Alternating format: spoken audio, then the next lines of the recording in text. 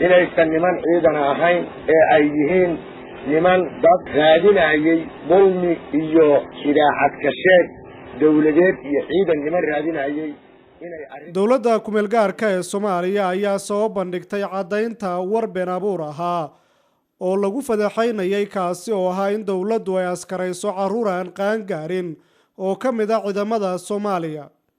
sida lagu sheegay filim uu daabacay wargeyska New York Times oo wariye ka tirsan oo la yiraahdo Jeffrey Gettleman oo tagay magaalada Muqdisho uu soo arkay.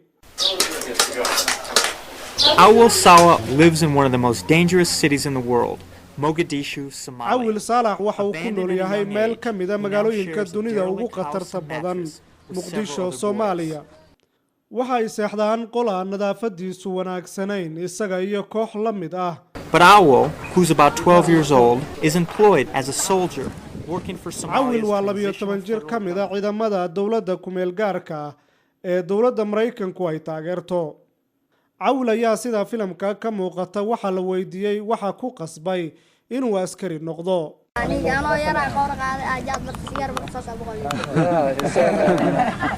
waxaa ku jeclaaday aniga bakaara iyo meelahaas aad jiray bakaara markaa tago cunugaan ficiyay tuman meel iska celi kara haddaa iska celi maagan igu weynay dilaa danta waxaa u qasabta marka inaa dowladan galo oo dadkan walaalihiya aan wax la qabsado dadkan walaalihiya waxay qabaan inaan la qaba ku gale saraakiil ka tirsan dowladda Soomaaliya ayaa dabagal ku sameeyay si ay xaqiiqda uga gaaraan warkan laga been abuuray sida la sheegay ciidamada Soomaaliya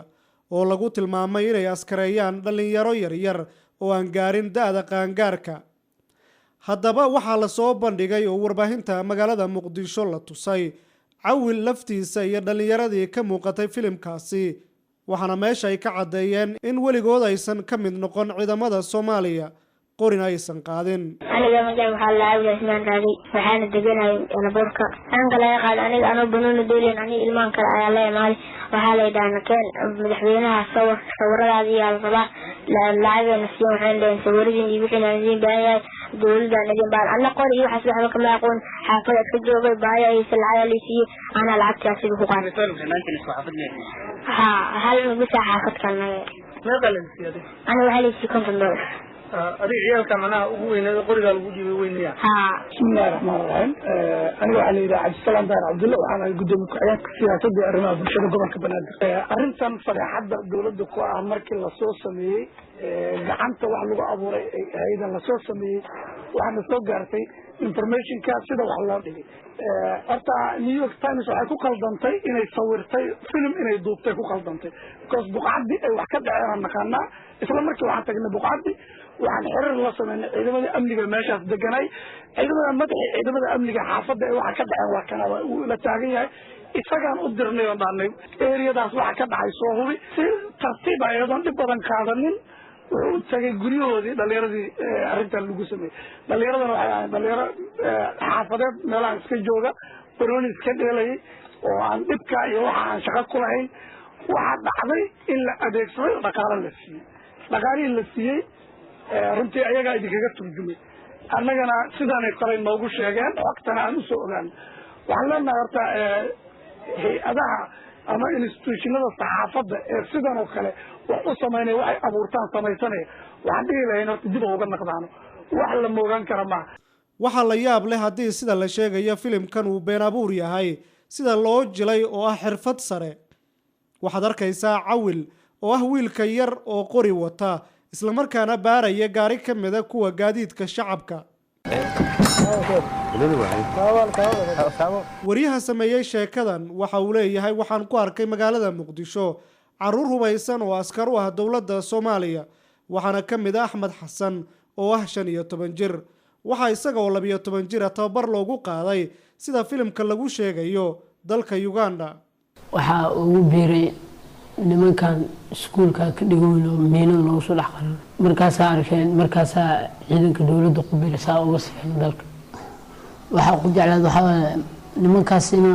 ama ay dilaan masaani ay dilaan dhibka u adkaysan lahaa iyo dhibaatada dalku waa waayahanba waxaa socday warar idaacada oo ku tiri kuteena oo ciidamada xoogga dalka Soomaaliyeed ama ciidamada qalabka sida laga faafinayay oo la leeyahay ciyaal ayay u qorteen da'doodu ka yar tahay ciidan sidaas daraadeed ama ajnabi ha noqdeen ama Soomaali ha noqdeen cid kastoo yihiinba waa daba joognaa cidii dambigaas ku yeelatana waa la soo qaban doonaa. haddaba sheekadan ayaa haddii sida dawladdu ay soo bandhigtay u dhawowday inay been abuur tahay waxaa caddaanaya in wariyaal badan oo shisheeye ah in badan ay soo bandhigeen sheekooyin been abuura oo ay ka sameeyeen dalka Soomaaliya waxaana filim walba marka aad aragto ka muuqanaya sheekooyin ku saabsan in dawladda iyo kooxaha ka soo horjeedaba ay askareeyaan caruur yaryar inkastoo aan la ogeyn sida sharciyan ay kooxaha hubaysan ee dawladda ka soo horjeeda u saameynayso ama ay xanuun ugu yeelanayso in caruur la askareeyo ayaa dhanka dawladdu ka gilgilatay fadeexadaasi madaxweynaha Soomaaliya ayaa horay u beeniyay arrintaasi oo ku tilmaamay been abuur aan sal iyo raad lahayn haddaba marka dooda noocan oo kale ay timaado ee ma yeelin iyo waad yeeshay labada dhinacba ay soo bandhigaan dukumentiyo caddaynaya waxa ay aaminsan yihiin ayaa waxaa loo baahanayaa cid madax bannaan oo si dhaba u caddaysa waxaana qaramada midoobay lafteedu oo marka leego dhexdhexaadka ah guud ahaan caalamku ay Soomaaliya ku sheegtay in la askareeyo caruur yaryar